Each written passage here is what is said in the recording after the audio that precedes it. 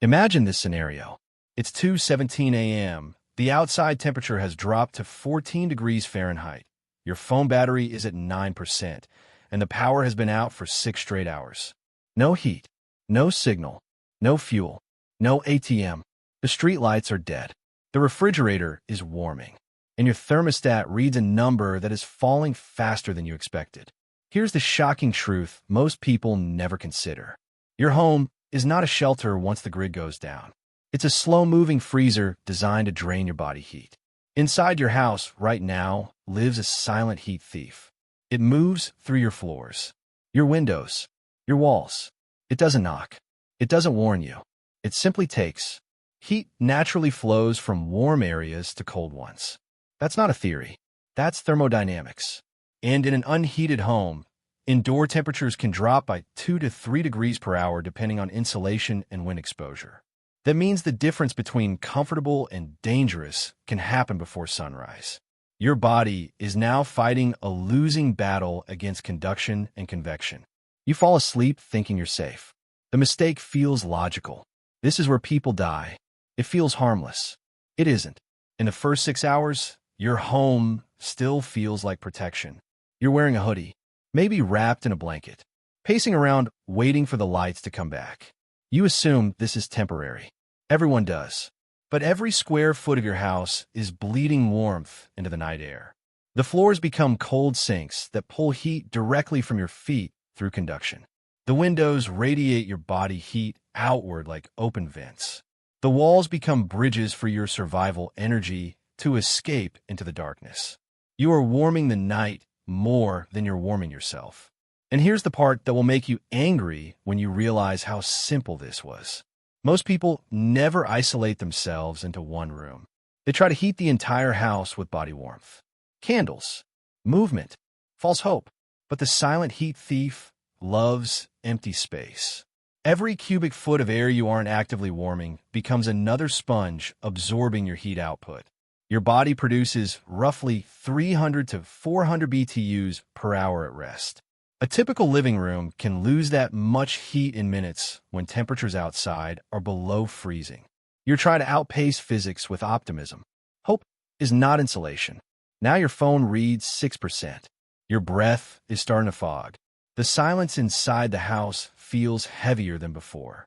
Outside, the wind pushes against your siding in long, low groans. At 6 hours, you're uncomfortable. At 9 hours, you're cold. At 12 hours, you're in danger. Now it's been 12 hours. The refrigerator has warmed above safe levels. Your phone is at 3%. The gas station down the road can't pump fuel without electricity. Your car becomes useless. Your digital locks stop responding. Your neighborhood is dark and still. Pattern interrupt. You notice the floor feels colder than before. That's because it is. Cold air sinks, creating a dense layer of near-freezing air that creeps upward from the floor like a rising tide. It wraps around your ankles first, then your knees, then your core. The invisible cold floor becomes a heat drain monster, quietly pulling energy from your blood vessels through direct contact. Your feet become heat bridges. Your body becomes a radiator for the room, and the room is losing. You decide to lie down. You fall asleep thinking you're safe. But sleep is exactly what hypothermia wants. There was a man in Ohio during a winter blackout who wrapped himself in 2 blankets and went to bed after 12 hours without heat. His indoor temperature had dropped to 45 degrees Fahrenheit. His body slowed down, conserving energy. His breathing became shallow. His pulse dropped. He never woke up. No fire, no flood, just a silent heat thief winning slowly in the night. It feels harmless. It isn't. At 18 hours, moisture becomes the next invisible enemy. Your breath releases warm vapor into the enclosed space. That vapor condenses on cold surfaces. It soaks fabrics. It dampens insulation layers. It accelerates heat loss through evaporative cooling. Wet air steals warmth from your skin 25 times faster than dry air. You're no longer just losing heat. You're leaking it. Pattern interrupt. You realize your hands feel numb, even though you're indoors. That's because blood is being redirected away from your extremities to protect your vital organs. Your body is entering survival mode. Shivering begins. Muscles contract rapidly to generate heat, but shivering burns calories. And in a grid-down scenario, food is finite. You are converting fuel into warmth, but the room is still winning. Now it's 24 hours. Your home's interior temperature is approaching outdoor levels. The walls that once protected you are now just barriers slowing the inevitable. Your body temperature begins to drop below 95 degrees Fahrenheit. Cognitive function declines. Decision-making becomes impaired.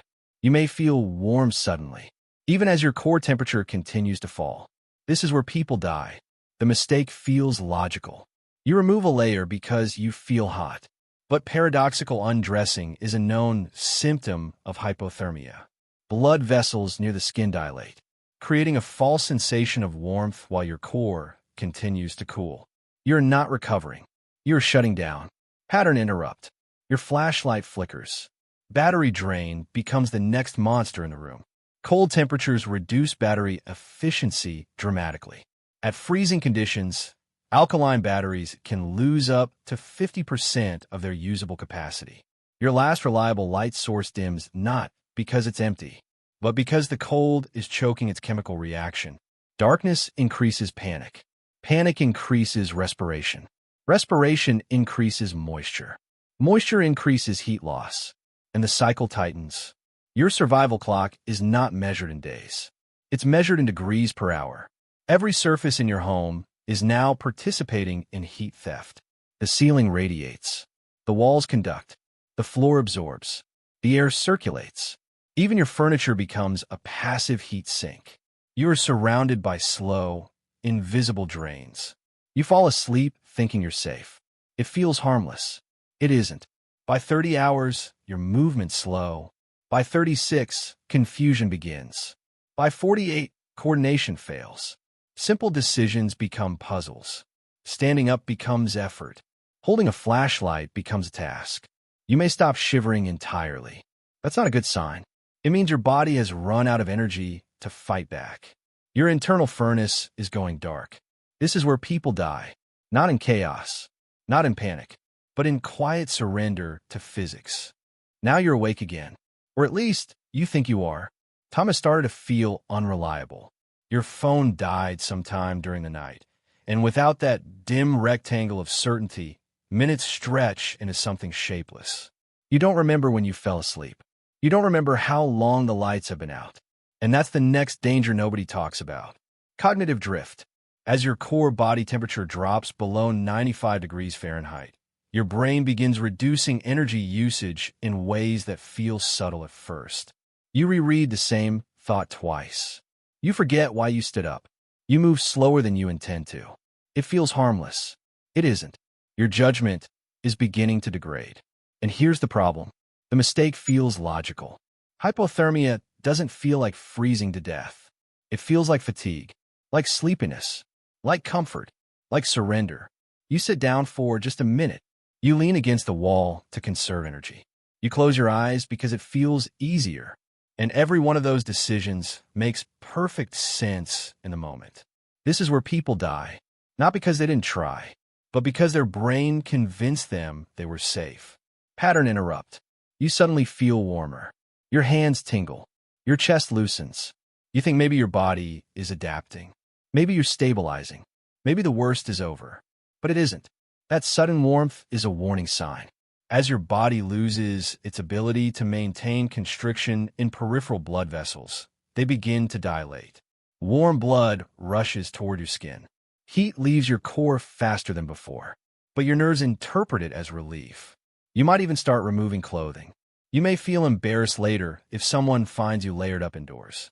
So you take something off. Maybe just your hoodie. Maybe your socks. Paradoxical undressing. It's real, and it's one of the final steps before shutdown. You're not warming up. You're shutting down. Now it's 36 hours. Outside, the temperature has dropped again. Inside, your walls are no longer barriers. They're equalizers. Every degree you lose is now harder to replace. Your metabolism is slowing. Your heart rate is dropping. Your breathing becomes shallow to conserve energy. But shallow breathing reduces oxygen intake, which slows your ability to generate heat even more. Pattern interrupt. You try to stand. Your legs don't respond the way you expect. Coordination begins to fail before consciousness does. You grip the edge of table. You miss. Your flashlight slips from your hand. Holding objects becomes a task. Walking becomes effort.